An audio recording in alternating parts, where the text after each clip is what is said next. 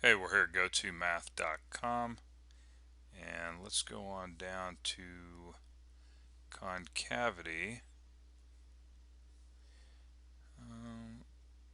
Okay, looks like we're doing 9-1. Alright, just making sure. Alright, so we got some, it's got some vertical asymptotes in it this time. It says find the concavity of the graph, but here's the function that we're going to be working with. And of course, you don't like this, we can always click it. Click it. Click it or tick it. How's that? Hold on. Okay, that's good. Alright, so concavities, you can see here we got concave down and concave up, right? But let's show this mathematically. Alright, and of course we got a vertical asymptote right here, the y-axis. So let's move over to the whiteboard, fx equal to 3 over x.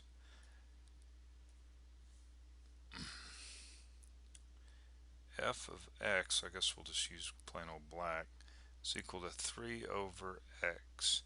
So the first thing we want to do is take the derivative. But before that, I'm going to rewrite this as 3 times x to the negative 1. Okay, it's better to just take the derivative of this since we got a constant in the numerator.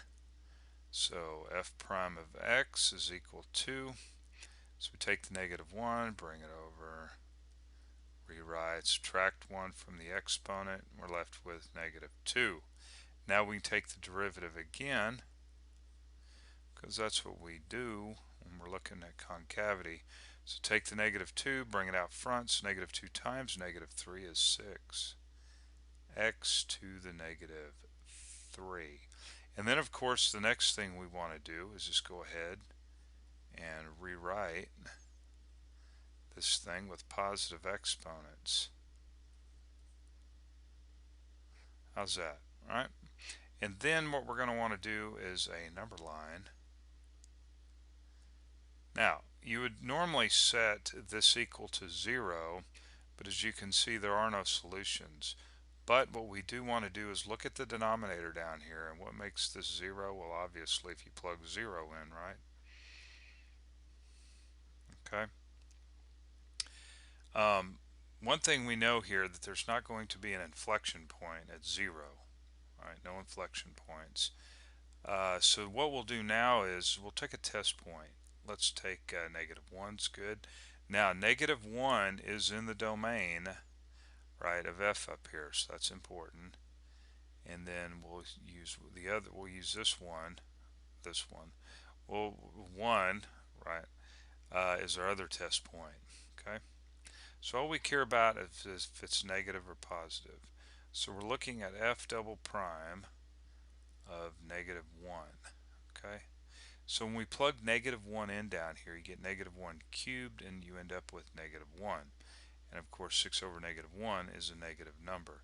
So remember, we don't care about what this number is other than its sign. And its sign happens to be negative. So we know it's going to be concave down from negative infinity up to 0. And then we want to plug in our other test point, which is 1.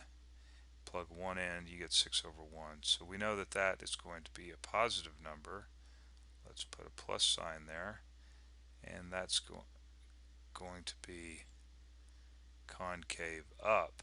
Now, you might be looking at this going, hey, maybe there's a possible inflection point right here. But remember, for it to be an inflection point, right, 0 has to be in the domain of f of x, and obviously it's not, right? Can't divide by 0. So no inflection point there, even though it looks like one might exist, right?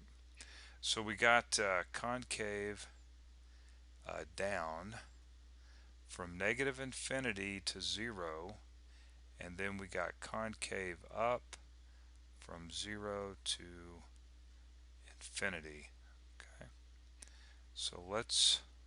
so you can clearly see that, right? Concave down, concave up. Alright, but we want to show that mathematically. Now let's click here, make sure that the script is correct. right? Concave down from negative infinity to 0, and concave up from 0 to infinity. Okay, so there you go. All right, so you want to come on by, practice this stuff, and maybe you will chat with me up at the forum later.